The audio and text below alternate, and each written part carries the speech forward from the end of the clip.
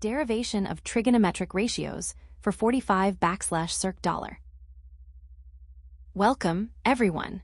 Before we dive into today's new topic, let's take a moment to reflect on what we have already covered. In our previous lessons, we learned the fundamental method of calculating trigonometric ratios for any right-angled triangle, provided we know the lengths of its sides. Now, as we move forward, you will notice that in both mathematics and physics, certain specific angles appear much more frequently than others. One such crucial angle is 45 degrees. Because this angle is so common, it is incredibly helpful to know its exact values without having to measure a triangle every single time. So, in this subsection, we are going to go beyond just memorizing numbers. We are going to geometrically derive the exact values of the trigonometric ratios for 45 degrees by using a very special type of triangle, which we will define in the next slide. 1. The geometric setup. To find the ratios for 45 degrees, we aren't just going to use any random triangle. Instead, we are going to consider a very specific type called an isosceles right-angled triangle.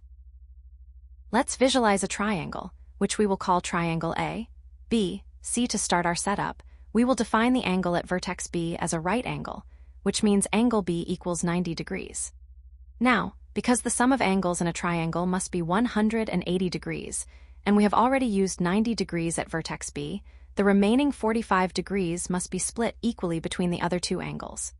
This means angle A and angle C are both equal to 45 degrees. This brings us to an important geometric property that you should always keep in mind. In any triangle, the sides opposite to equal angles are equal in length. Since we have established that angle A and angle C are equal, the sides facing them, which are side B, C, and side A, B, must also be equal in length. Therefore, we can state that side A, B equals side B, C. To make our upcoming calculations much easier, let's assign a variable to these sides. Let us assume the length of these two equal sides is simply A. So we can conclude that side A, B equals side B, C, which both equal. Now that we know our goal is to derive these specific ratios, let's move on to the second slide to look at our geometric setup. Keep this setup in mind, because in the next slide, we are going to use this information to calculate the length of the hypotenuse. 2. Calculating the hypotenuse. Now that we have set up our isosceles triangle and established that the two legs, AB and BC, are both equal to A, we have a small problem. We don't yet know the length of the longest side, the hypotenuse, AC. To find this, we are going to use the Pythagoras theorem. As a reminder, this theorem tells us that in any right-angled triangle, the square of the hypotenuse is exactly equal to the sum of the squares of the other two sides. Let's walk through the calculation step by step so you can see how it works. First, we start by writing down our formula. AC squared equals AB squared plus BC squared. Next, we substitute the values we assumed in the previous slide. Since we decided that both AB and BC are equal to A, our equation becomes AC squared equals A squared plus A squared. When we simplify that expression, adding those two identical terms together, we get AC squared equals 2A squared. Now, to solve for AC, we need to isolate it by taking the square root of both sides of the equation. This gives us AC equals the square root of 2A squared. Finally, we can simplify that square root. Since the square root of A squared is just A, we are left with a very clean result. The length of our hypotenuse, AC, is A times the square root of 2. Keep this value in mind, because in the next slide, we will use it to define all our trigonometric ratios. Now that we have set up our isosceles triangle and established that the two legs, AB and BC, are both equal to A, we have a small problem. We don't yet know the length of the longest side, the hypotenuse, AC. Now we have all three sides of the triangle. First, the side opposite to angle A, which is side BC, has a length of A. Next, the side adjacent to angle A, which is side AB, also has a length of A. And finally, our hypotenuse, which is side AC, has a length of A times the square root of 2. Now that we have successfully used the Pythagorean theorem to find the length of the longest side, let's take a moment to summarize everything we know about our triangle. Before we move on to calculating the actual trigonometric ratios, let's clearly identify our three sides relative to angle A. With these three side lengths clearly defined, we are now fully prepared to plug them into our sine, cosine, and tangent formulas in the next slide. 3. Deriving the primary trigonometric ratios. Now that we have successfully calculated the lengths of all three sides of our triangle in the previous steps, we have everything we need to find our primary trigonometric ratios. First, let's look at the sine of 45 degrees.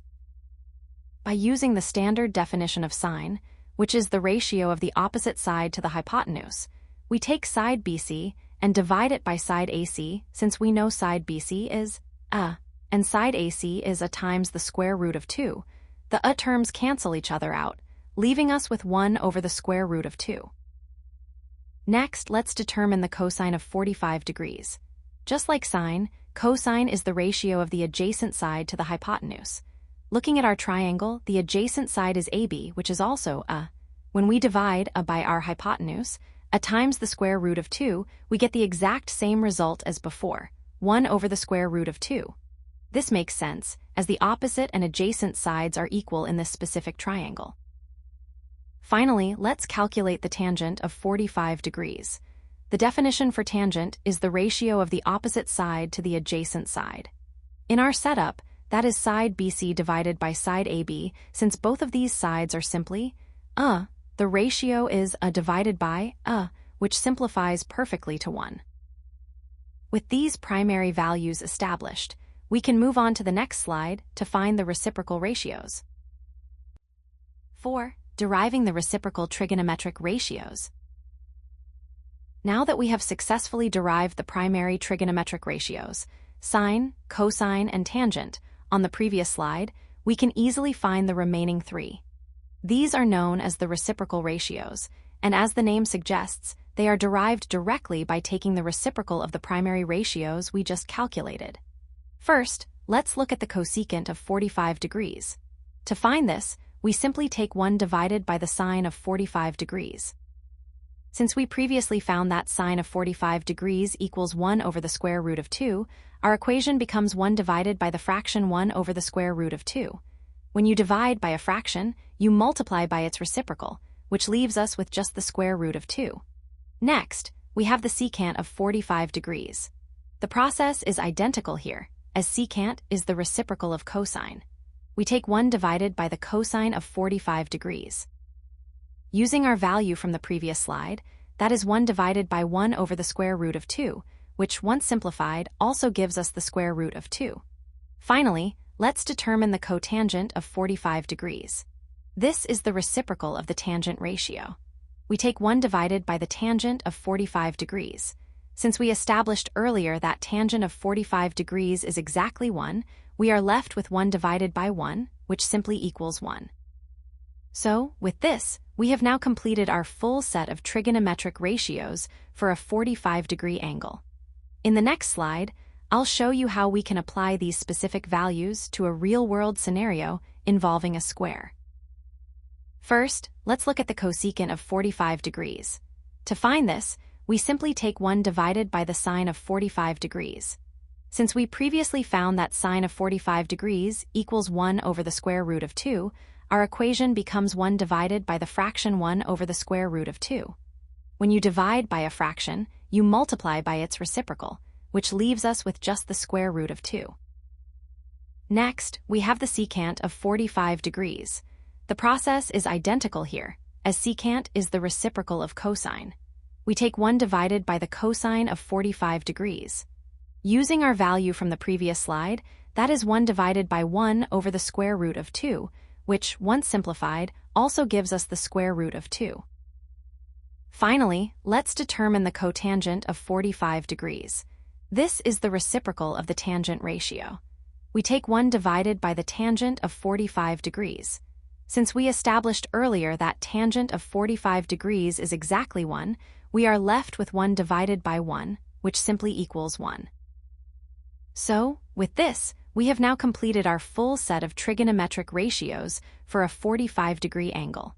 In the next slide, I'll show you how we can apply these specific values to a real-world scenario involving a square. Real-world example, the square diagonal. Now that we have mathematically derived all these ratios, let's step away from the abstract formulas and see how this applies to a real-world scenario. Imagine you have a simple square piece of paper, and each side has a length of 10 centimeters. If you take one corner and fold the paper diagonally to the opposite corner, what you've just created are two identical triangles. If you look closely at the angles, you'll notice they are exactly the same type of triangle we just studied. A 45, 45, 90-degree triangle. Now, suppose you wanted to calculate exactly how long that diagonal fold is, which, in our triangle, represents the hypotenuse. Instead of measuring it with a ruler, we can use the cosine ratio we derived in the previous slides. We know that the cosine of 45 degrees is equal to the adjacent side divided by the hypotenuse. Since the side of our square is 10 centimeters, we can set up our equation like this. 1 over the square root of 2 equals 10 divided by the hypotenuse. By rearranging this, we find that the hypotenuse equals 10 times the square root of 2, which works out to approximately 14.14 centimeters. This shows you that the trigonometric ratios we just worked so hard to derive are incredibly powerful tools for solving practical geometric problems.